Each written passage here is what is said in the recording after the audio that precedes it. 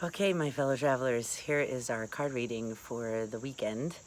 This is when we move from Virgo, mutable earth, into Libra, cardinal air.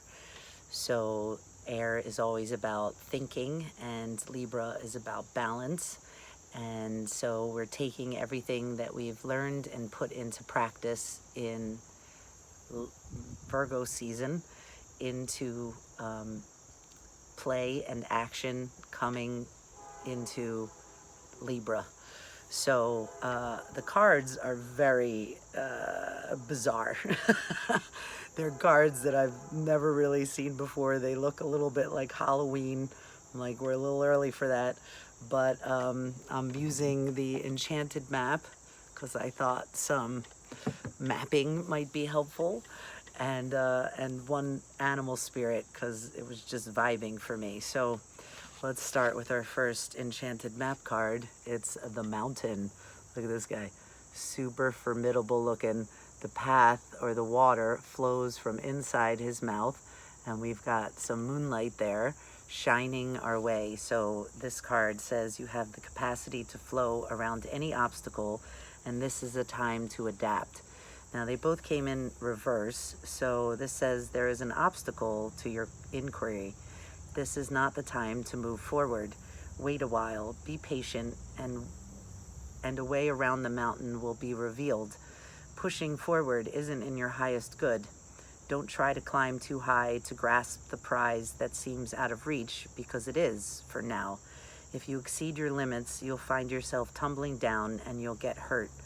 Remain open to a new possibility rather than stubbornly forging ahead. Like the train. So, so this is about not trying to chisel through the mountain, but find a path around the mountain so that our work is easier for us. So that's our first card. Our second card is the Dragon's Lair. So this one says that you are always protected and divinely directed. So this card is about not getting too bogged down in what you think should happen, which is kind of what I was talking about on Monday. But this says red flags shouldn't be ignored. Don't be seduced into learning a lesson that will hurt your heart. Temptation and intrigue abound, but be careful because you can't win this particular challenge.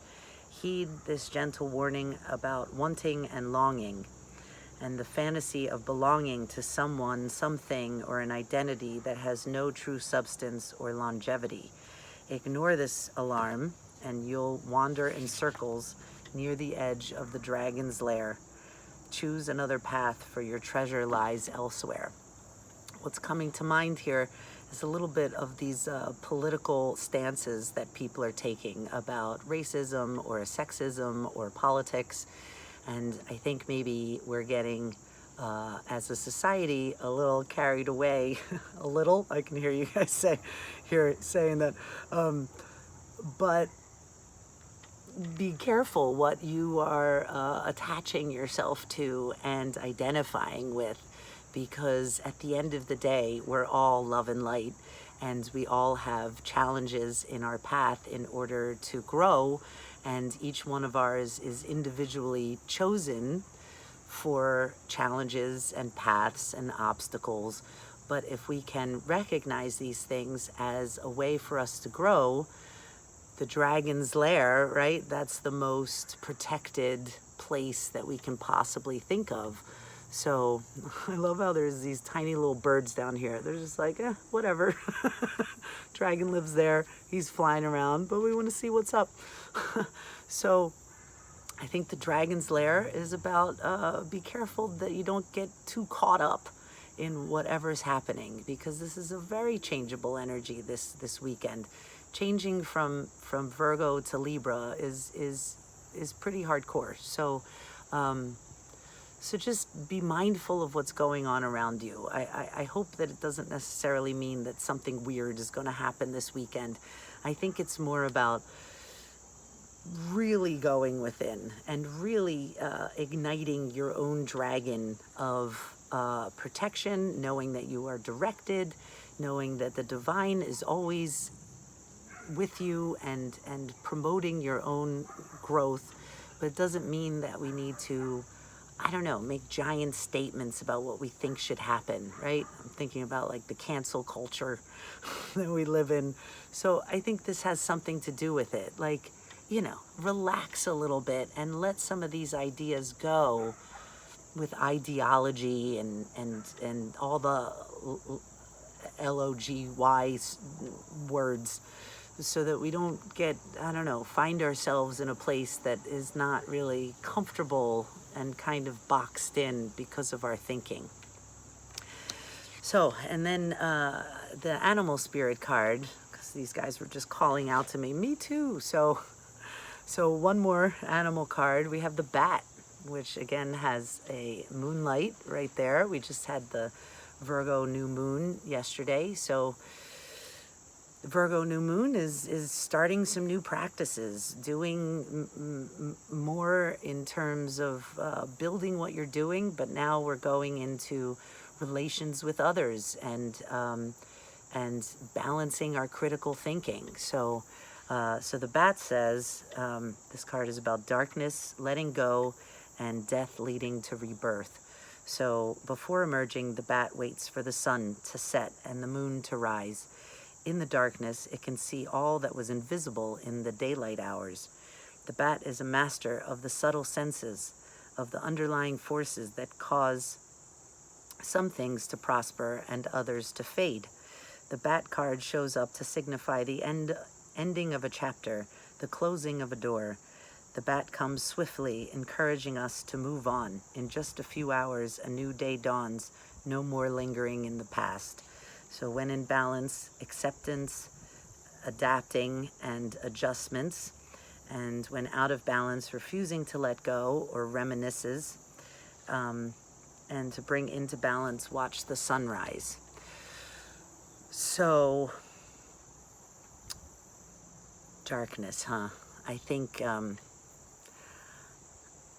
my spirit therapy mind goes directly to unwanted thoughts. And I think the bat is seeing through to the other side, seeing what we don't see, and giving us a new perspective on what is really within us and what can be.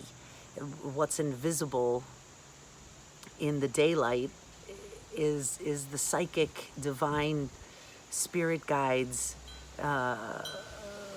unseen world, the void. So I think this is about really taking some inventory, I guess. Like, what are we really about right now? What are we focusing on? And how do we get our stuff going without pushing, I guess, is the idea. So we have Mercury Retrograde coming. I think this is going to be a time of some reflection on how to work smarter instead of harder, and letting go of some of that negative energy that is the cancel culture. You know, nothing can be canceled, nothing can be negated. Everything always is under the sun and under God, whatever God is.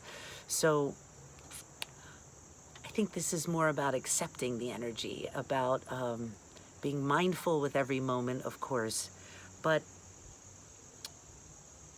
seeing through to the unseen, seeing through to something that you haven't thought of before. And in your own development and encouragement, I think it's about allowing yourself to shine without having to identify with anything on the outside world. Allowing the unseen spirit world to help you more, to guide you more.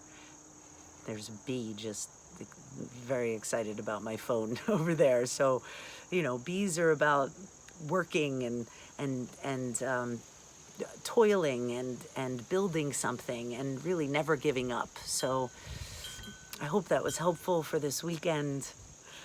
We'll see how the energy progresses. I'm probably going to use these same cards on Monday.